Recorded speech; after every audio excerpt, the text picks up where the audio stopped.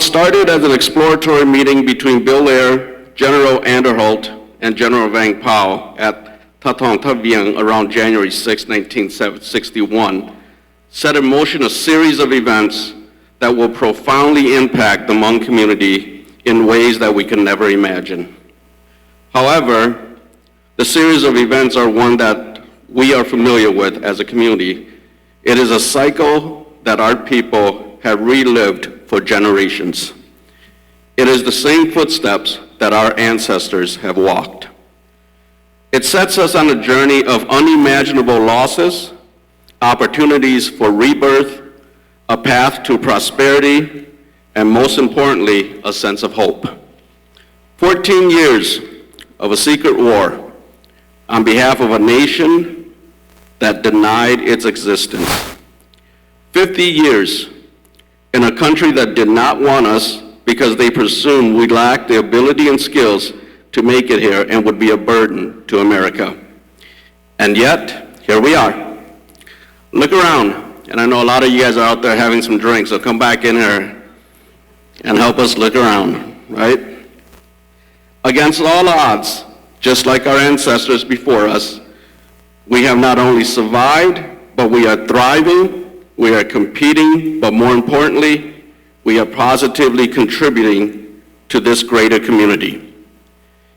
The only constant in life is change.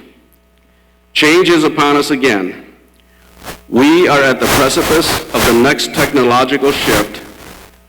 Artificial intelligence has the potential of impacting lives in a more profound ways than any of the previous technological shift in human history, starting with the steam engines of the 1700s, railroads, telegraph, mass assembly, and the stock market of the 1800s, electricity, telephone, automobiles of the early 1900s, computers and the internet in the late 1900s, and currently smartphones, cloud computing, and social media.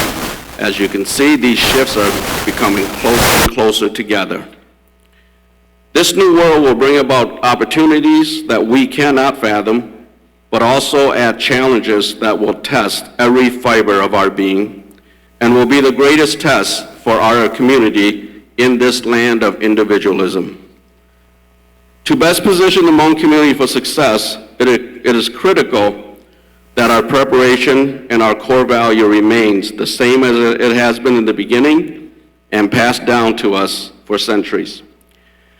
My mom passed away a number of years ago, and during the preparation of her funerals, we had gatherings at my brother's house.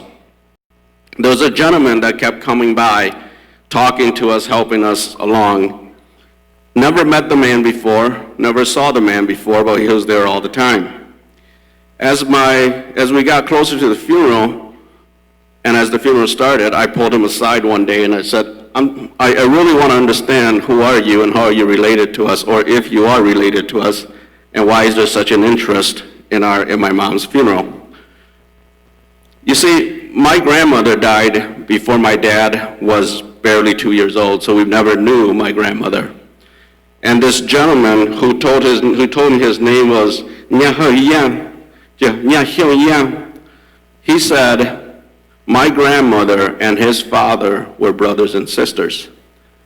In the Hmong relationship, the Hmong extended family, that means we call him Tseem Kub, which means father Kub. The minute you add the word Tse or father to that name, the connections of generation came together. That is the strength. Luju the bitch could make jam on your bake can make it jam. Luju no ya luju could chop a little gay talk a bemo they make. Luju no ya luju could belumo celebrate talk a bit of Jean. Ya bemo your yaw okay, chico hilton there. Bây giờ tao tổ bé cái này cái trang của chính chính, thầu từ bé bông bé cái này cái trang là để bé bông bé mông là nè. As many of you travels, I don't know about you guys, but for me, when I travel and I see a group of Asians, you can kind of tell if they're Hmong. You don't know how, but you can kind of tell if they're Hmong. And then when you hear them speak Hmong, even though we're from Minnesota, the largest concentrated Hmong in urban America, and we see Hmong and hear Hmong every day, when you hear them speak Hmong, there's a little flutter in your heart that says, oh, boy, you're Hmong. Yeah, okay. Our language and culture must be practiced and kept alive. If we cannot speak the language and do not practice the culture, then we become observers and we lose our connection. When we are no longer vested, then it is no longer important. We must keep the basics of our culture.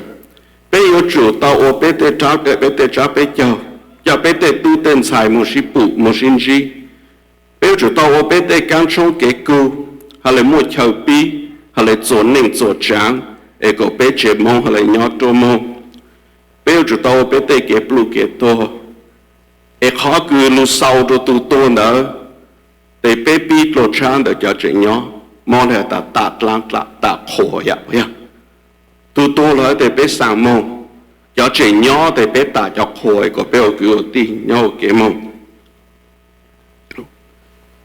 It will be modified. Our practices will be modified. Every generation, and it is every generation's responsibility to modify it, but it must be kept. History has shown us that the fastest way to destroy a people is to eliminate the language and the culture, as conquerors have done to the conquered people throughout history. Everyone has talked about it here. In my life, I've had the pleasure of speaking to a number of people.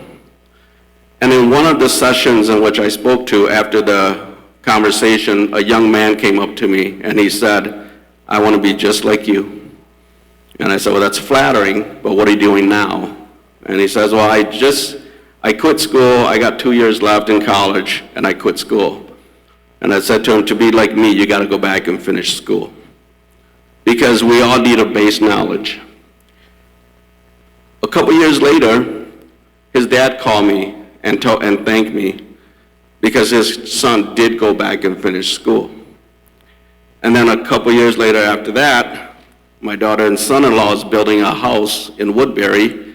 We're sitting there in the room waiting for the pre-con meeting like Jeff and I do all the time. In walked this young man that a couple years earlier I said, you got to go back to school. All right. As a developer, that's where you start. He is on his way. We must encourage, in fact, we must demand and pursue education with vigor. If there is one thing that has propelled our community in the last 50 years, it is education. We have moved our community 300 years forward because education was made available to us. It is still the great equalizer for every community, especially ours. Even though the vast majority of our elders have no education, they realize how important it was and encouraged and pushed it. We must do the same for our children and younger generation if we are to stand a chance of continuing the Hmong community moving forward. I understand, in recent history, it has been celebrated that success is not defined by education. But I'd like to point out that the average IQ score for an average American is 100, which is probably most of us in this room, we hope. Every generation, there are those that are blessed to be above that. In this most recent generation, we have a lot of them. We have Bill Gates at 160, Mark Zuckerberg at 152, Elon Musk at 155, Jeff Bezos at 150.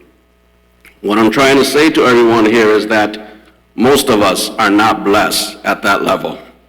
So education is still the greatest equalizer that we must push forward.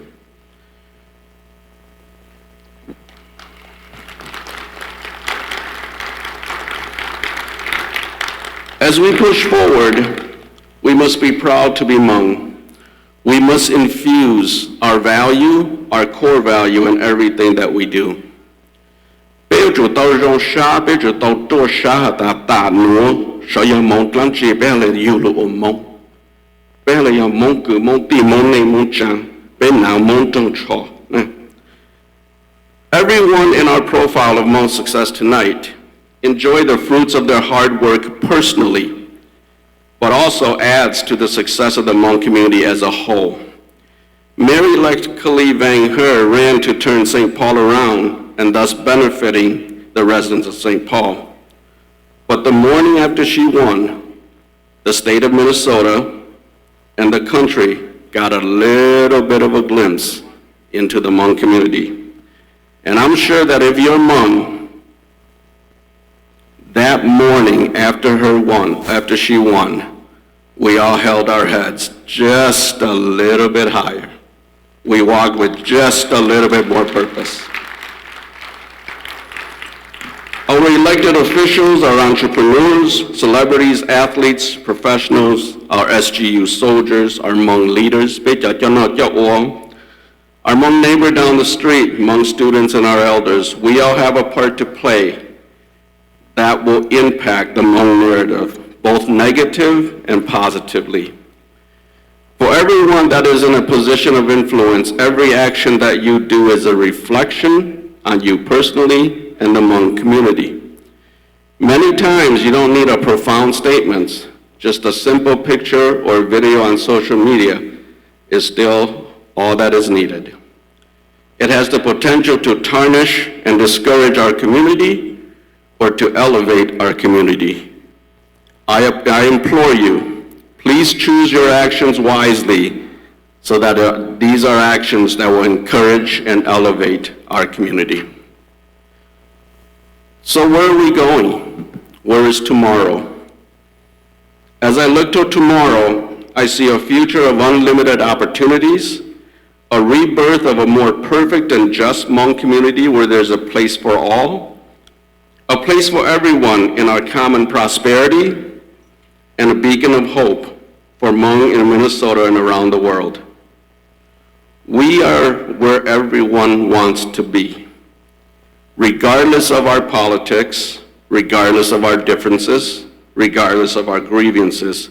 If given the chance, we all would rather be here than anywhere else in the world. And that is a blessing. That is a gift that our elders and SGU soldiers gave us. Where else in this world can Hmong children born on the mountainside of Laos, suffered in refugee camps in Thailand, live in public housing in Minnesota, educated in public schools, do what we do today?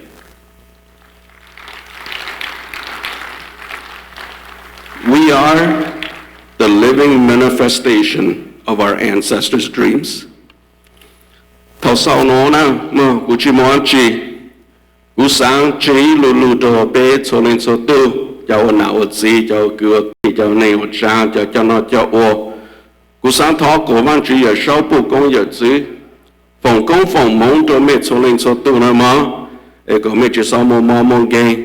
做啥都没，做肉都没，个面就被鸟的鸟到毛，路高中被叫没都没鸟了嘛，过去忙去过周末发路都没事，我们叫个嘛喏，没这对面路是好，都被讲个包下他被人用的热，但是嘛别打，只叫乡啦，嘛喏被路梦，莫给容啥，嘛喏被路梦，不被做给完美。